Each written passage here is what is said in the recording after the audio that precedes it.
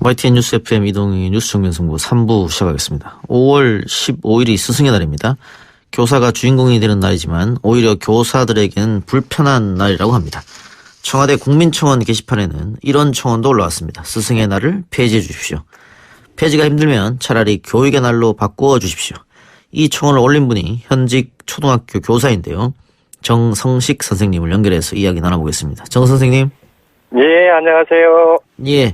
선생님, 교단 생활 하신 지 얼마나 되셨습니까? 예, 올해 19년째입니다. 아, 오래되셨네요. 예, 이동형, 라디오 잘 듣고 있습니다, 평소에도. 고맙습니다. 예. 네. 오늘 상도 받았어요. 축하드립니다. 고맙습니다. 예. 예. 19년 됐으면은 처음 가르친 제자들은 다들 사회에 진출해 있겠습니다. 그렇죠. 결혼도 했고, 재작년에는 첫 제자 결혼 주례도 서본 그런 경험이 있고, 그러네요. 예. 어때요? 제자들이 가끔 이렇게 전화도 오고 찾아도 오고 합니까? 예, 가끔 해서 연락하면서 보고 지냅니다. 예. 가르친 친구들이 시간이 오래 흘려서 그렇게 선생님하고 찾아오면 기분 좋으시겠어요? 그렇죠. 보람도 느끼고. 예. 예. 자, 그런데 오늘은 그런 보람 이야기는 하는 건 아니고요. 조금 어두운 얘기를 좀 하겠습니다.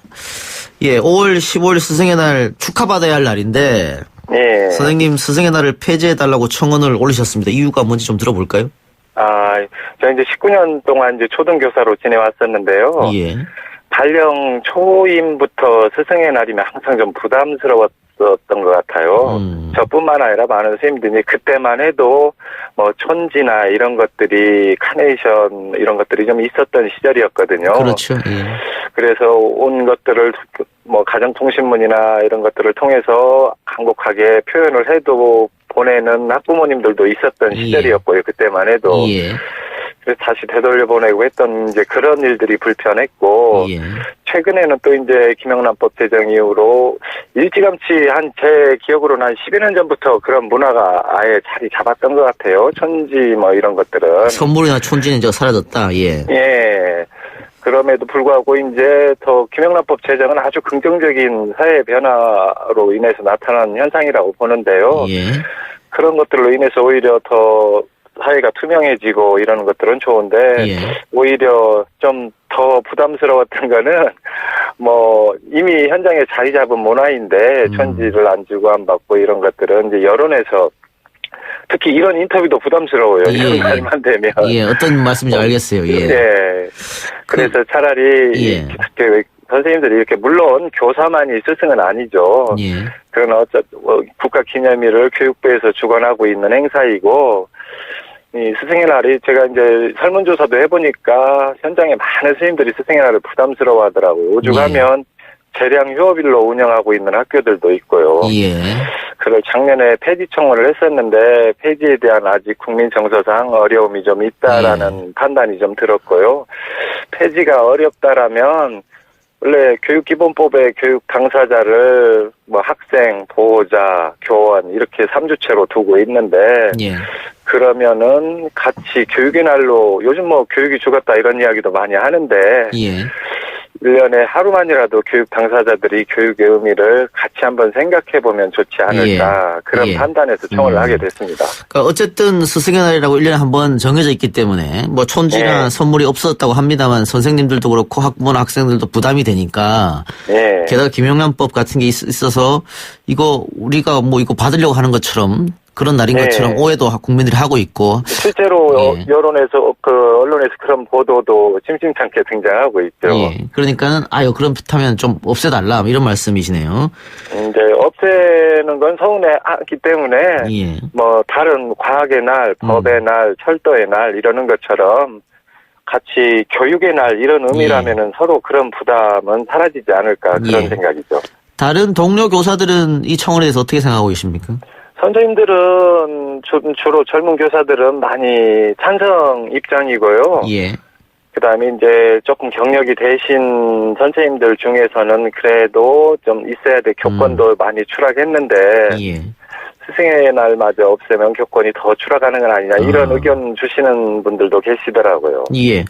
교권 추락 말씀하셨으니까 자연스럽게 교권 얘기 좀 해보죠. 예. 지금, 글쎄요, 교육 현장에서는 좀 꽤 심각하다는 얘기가 들리더라고요. 그 학생을 그렇죠. 전혀 지도할 예. 수가 없다 이런 얘기도 들리고요. 예, 이제 뭐 상황에 따라 여러 가지 상황이 있을 텐데요. 예. 실질적으로 이제 설문조사나, 이런 것들을 보면은 통계적으로 그렇게 나오고 있습니다. 교권이 많이 추락하고 있는 걸로. 예. 근데 뭐, 과거에는 체벌이라는 게 존재했잖아요. 그렇죠. 예. 체벌이 있었죠. 근데 지금 뭐, 과거로 다시 돌아갈 수는 없는 문제고. 아니, 뭐 꼭 체벌이 살린다고 해서 교권이 살아난다잖아요. 그렇게 생각하지는 않거든요. 그래서 제가 여쭤보는 건데, 혹시 이게 뭐, 사교육이 많아졌기 때문에, 그, 공교육 선생님들을 조금 무시하거나, 뭐, 그렇진 않나, 이런 생각이 좀 드는데 어떻습니까? 뭐, 그런 영향도 없지 않아 있겠죠. 이제 전반적으로 여러 가지 요인이 있는데, 그 선생님들이 직무 만족도도 뭐, 과반 50%, 뭐, 47% 뭐, 요 정도 오늘자 통계 보니까 나오더라고요. 그러니까, 절반 이상의 선생님들이 교직에 대한 만족도가 많이 떨어져 가고 있다는 상황인 거잖아요.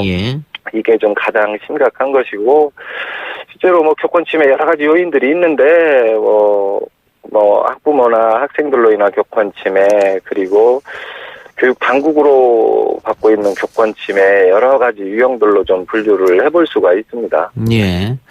그 선생님들이 또 직업에 대한 자부심을 가져야 아이들도 제대로 가르칠 텐데요. 그렇죠. 많은 선생님들이 또 자부심 느끼고 현장에서 생활하고 있지만은 한 번쯤 누구나 겪게 되잖아요. 또 사회생활 하시는 직장인분들도 마찬가지고 정말 힘든 일 한 번 겪고 나면 그게 때로는 트라우마로 이렇게 각인되고 그러기도 하잖아요. 그런 경험들을 또 선생님들은 한 반에 한 30명 정도라고 하면 다양한 학생들을 겪게 되는 거고 거기에 맞춰서 그 학생의 학부모들도 또 다양한 층이 있잖아요. 그러니까 좋은 일들이 평소에는 많은데 가끔씩 한 번씩 그렇게 이렇게 좀 속상한 일을 겪게 되면은 그런 것들이 좀 오래 가죠. 업무 과중도 조금 문제가 있다고 하던데. 그러죠, 예. 어떻습니까? 갈수록 행정업무, 선생님들의 본연의 임무는 학생들을 가르치고 학생들을 상담하고 학생들과 더불어 살아가면서 성장하는 게 선생님 본연의 역할이잖아요. 그러려고 교사가 되는 것이고요. 저도 예비교사 때는 이제 당연히 교사가 되면 그럴 줄 알았는데, 실질적으로 선생님들이 학교 현장에서 부담해야 되는 행정업무 부담이 상당하거든요. 일례로 동사무소하고 비슷하다라는 그런 통계도 나오고 그래요. 공문서 양이. 교육기관인 학교에서 이렇게 많은 행정업무에 시달리고 있는 것은 본질하고는 좀 많이 벗어난 거죠. 본질에서. 그런 부분은 교육당국 그리고 정부에서 선생님들이 아이들과 더불어서 좀 성장하면서 행복해질 수 있도록 그런 정책적인 배려가 좀 있어야 할 것 같아요. 오늘 YTN 뉴스를 보니까 그 학부모들이 교사들 개인 전화번호를 알아가지고 시도 때도 없이 전화를 해서 뭐 우리 아이 어떻냐, 뭐 성적은 왜 이러냐 이렇게 질문하기도 한다고 하는데 사실 그렇습니까? 뭐 학부모하고의 소통은 저는 필요하다고 봐요. 그런데 이제 제가 뭐 간접적으로 직간접적으로 여러 가지 겪게 되는 사례들을 보면 대다수의 학부모님들은 그러지 않거든요. 그렇겠죠.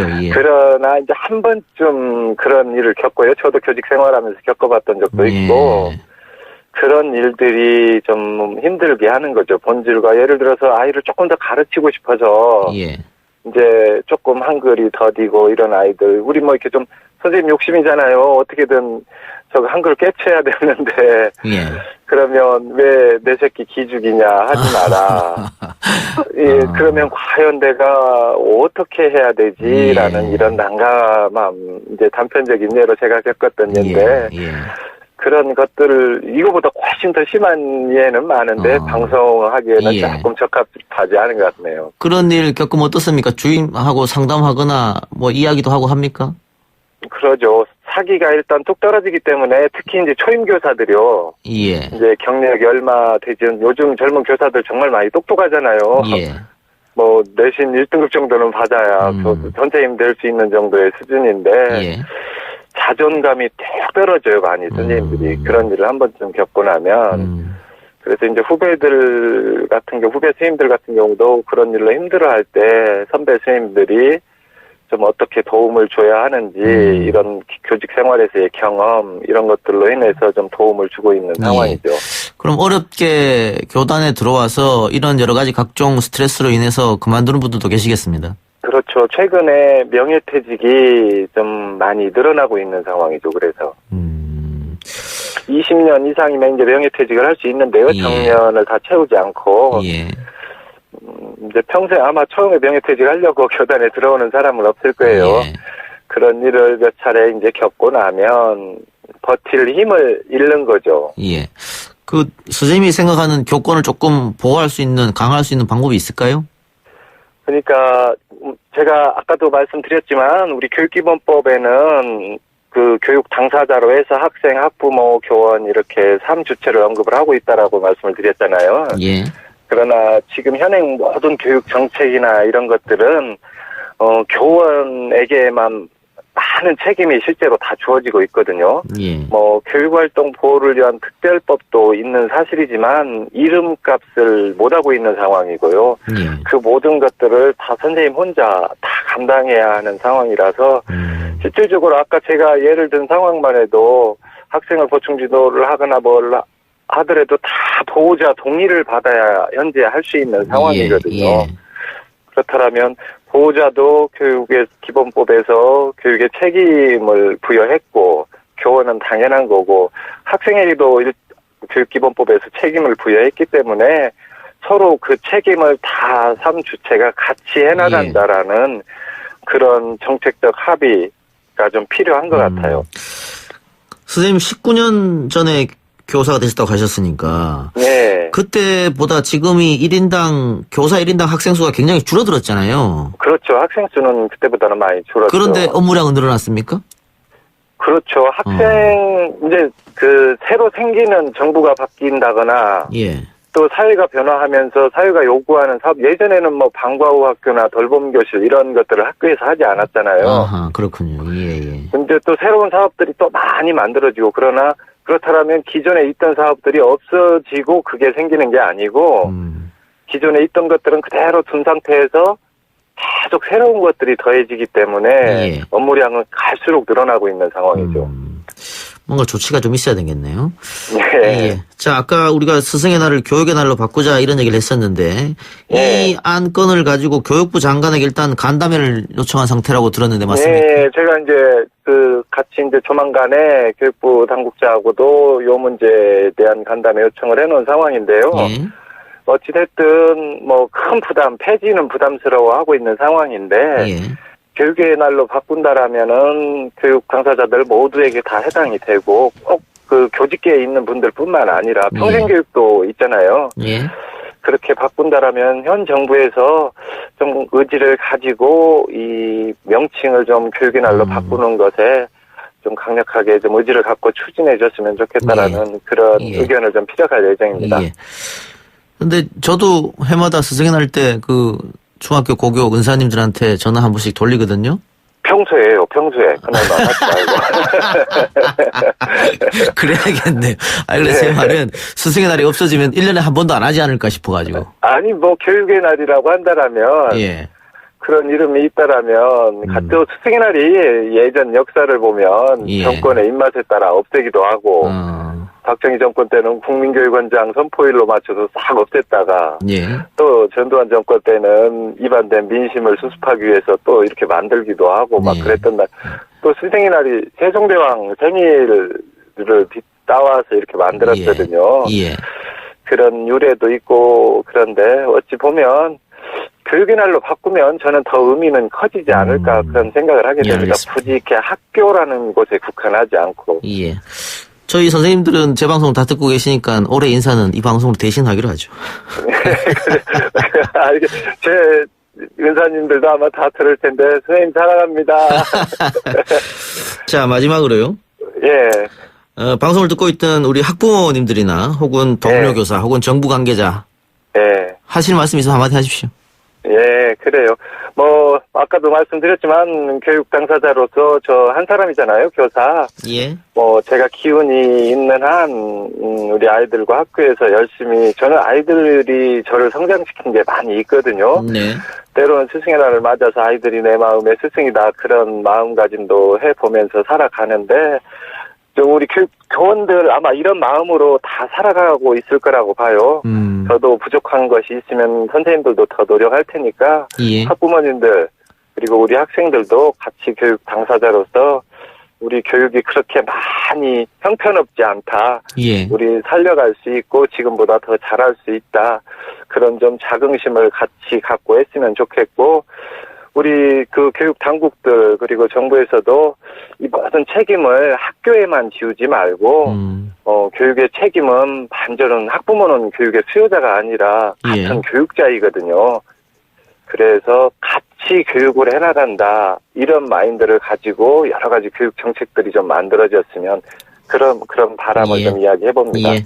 선생님 20년 가까이 교단에서 이야기하셔서 그런지 말씀이 청산유수입니다. 아주. 아이고 아닙니다. 그래요. 오늘 인터뷰 감사합니다. 잘 들었습니다. 예, 고맙습니다. 예. 지금까지 초등학교 교사인 정성식 선생님의 말씀이었습니다.